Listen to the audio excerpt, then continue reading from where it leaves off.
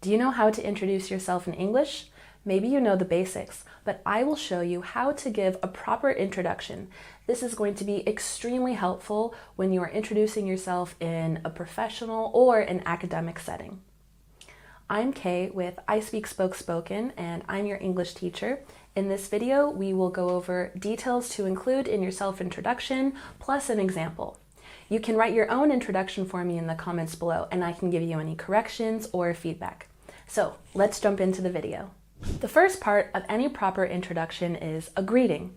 We have a list of greetings here that I'm sure you're familiar with. Number 1, good morning. Good morning. Number 2, good afternoon. Good afternoon. Number 3, good evening. Good evening. And number 4, what's up? This is informal. I recommend using this with friends or peers, but I don't recommend using this in a professional setting with your boss, colleagues, or professor. That also goes for number 5. Hey, perfectly fine to use with friends, not appropriate for professional or academic settings. Of course, you can say hello in any context. You can also say hi, but this is considered more informal.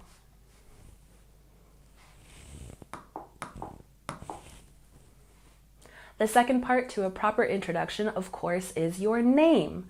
For example, my name is Kay. You can also say, I'm Kay, or you can call me Kay. Once again, my name is Kay. I'm Kay. You can call me Kay. Third important part of any introduction is your age, and remember to use the verb to be when you're sharing your age. For example, I am 34 years old. You can also say something more general about your age. For example, I'm in my 20s or I'm in my 30s if you don't want to give your exact age. If you're using more general numbers like this, remember to pronounce your numbers properly. When we say 20s, we put a stress on the first syllable. 20s, 20s. The fourth part of a proper introduction is location, and usually you can share where you're from or where you live. For example, I'm from the US, or I live in the US. You can even go further to say, I was born and raised in the US. Sometimes you can give information like I'm from the US, but I was raised in Canada. But if you want to keep it simple, you can simply say I'm from. The fifth part of a proper introduction is about your qualifications or your educational experience. For example, I have a degree in human rights from Central European University. So again, you share the topic of your degree and also the university that you received it from. Another way to say this is, I graduated with a bachelor's in history. If you don't want to share or you don't need to share which university you studied at, you can simply share which degree you have. For example, an associate's, a bachelor's, a master's, or a PhD. And you would also give the topic that you studied or that you received your degree in. Another way to give your qualification information in your introduction is to say that I studied history at University of Washington. So we have 3 different ways that you can include information about your qualifications in your introduction, and you can choose the one that you like the best.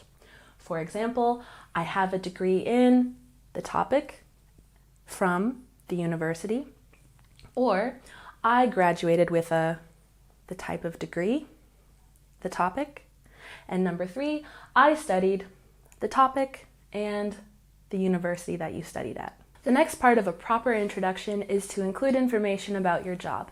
There are a few different ways that you can share this information, so I will show you each example and how to use it. Number 1, I work as a...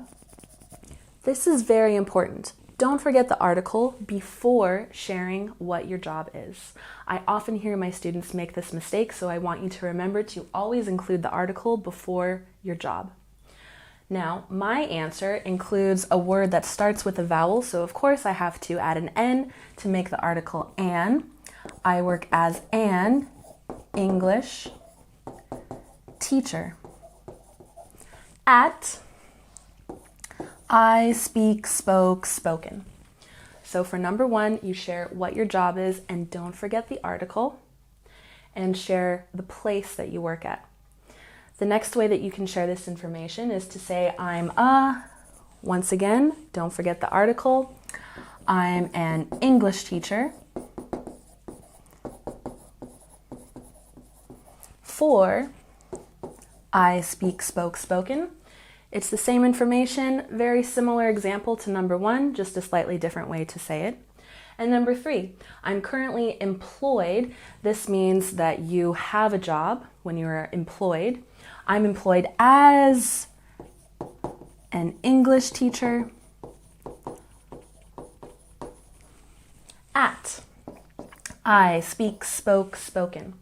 These are all very similar to each other. They have different uses, and again, the most important thing I want you to remember is to always include the article when you are sharing your job. Don't forget to click here to download all of these slides and take the free quiz at the end.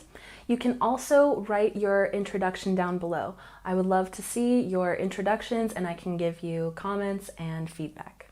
The next section of information that you can include in your introduction is about your hobbies. This is not required to include in your introduction, but if you have enough time and you want to personalize your introduction a bit more, maybe connect with the people that you are introducing yourself to, sharing your hobbies is a really nice part to include in your introduction. There are different ways to do it. For example, in my free time, I enjoy painting. You might say, I enjoy hiking or cooking. Another way to share your hobbies is to say, I love to paint, or I love to hike, or I love to cook when I'm not working. And the third way that you can share your hobbies in your introduction is to say, one of my favorite pastimes is painting, or hiking, or cooking, for example. And remember, when we pronounce favorite, we stress the first syllable. Favorite, favorite.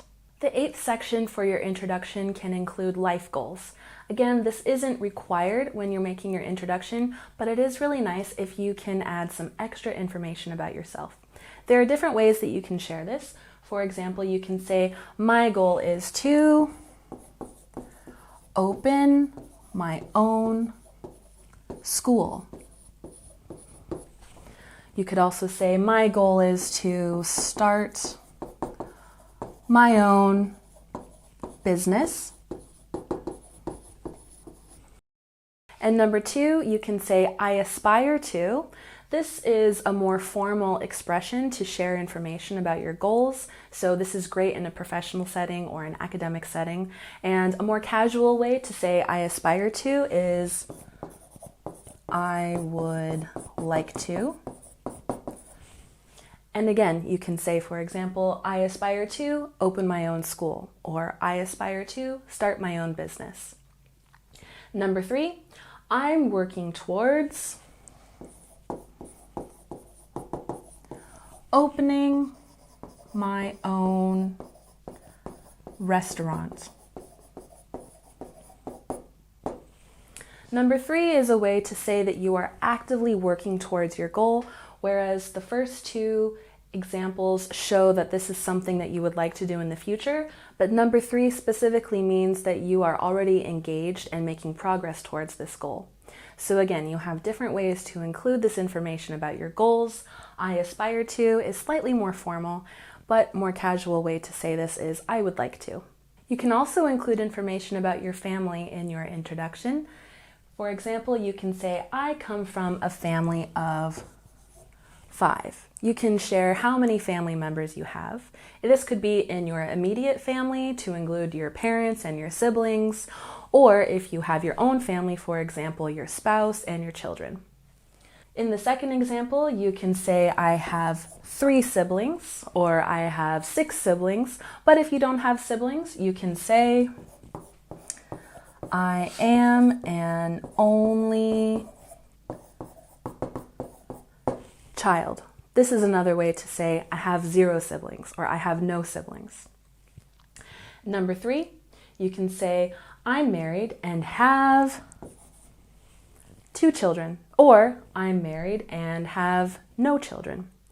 When we pronounce married, we put the stress on the first syllable. Married, married. Now that we've covered all of the different kinds of information to include in your introduction, I'm going to share an example with you.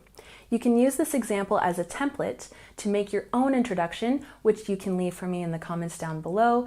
I would love to read your introductions and give you any comments or feedback.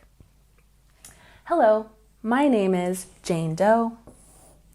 I'm 28 years old and I'm from New York City. I have a degree in marketing from the University of California. I work as a marketing manager at ABC Corporation. In my free time, I enjoy hiking and painting. My goal is to become the head of marketing in the next 5 years. I come from a family of 4 and I have 1 brother. As you can see in this example, we start with a greeting. You can choose your greeting, just remember to choose an appropriate one for the setting, whether it's formal or informal. You share your name, also your age, and also where you're from.